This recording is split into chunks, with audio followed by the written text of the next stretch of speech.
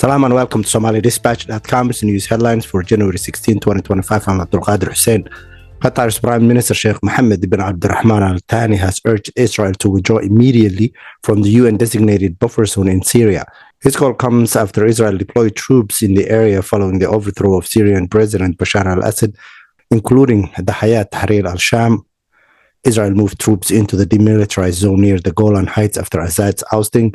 Israel also conducted hundreds of airstrikes across Syria, claiming they targeted extremist groups, including HTS.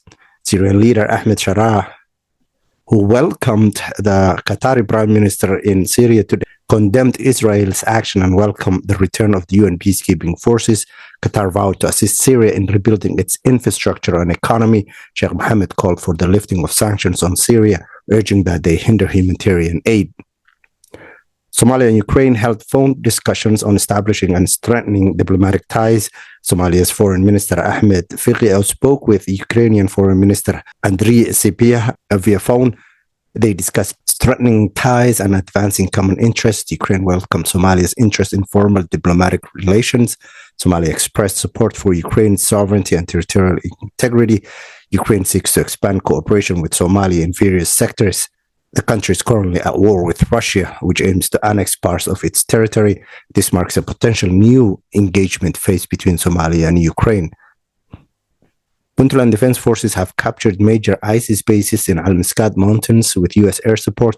4 major ISIS command centers, supply depots, vehicle garages, and bomb-making sites were seized. Major seized command centers include Al-Bakaro, Digale, and Hadi Hanan bases. Puntland forces are supported by U.S. airstrikes in their ongoing anti-ISIS offensive. ISIS senior leaders remain in parts of the mountainous regions, however, continuing resistance. This marks a major success in Puntland's long-term campaign against ISIS in the area.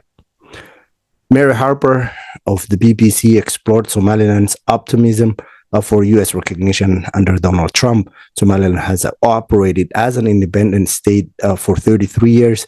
Somalilanders see Trump as a potential leader who might recognize their sovereignty.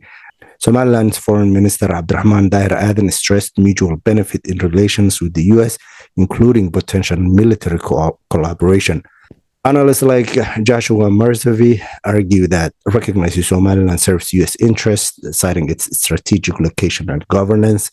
Former U.S. officials Steve Ornigi and Peter Pham support recognition efforts. Somaliland is described as democratic and independent, marking it attractive for a U.S. strategic partnership.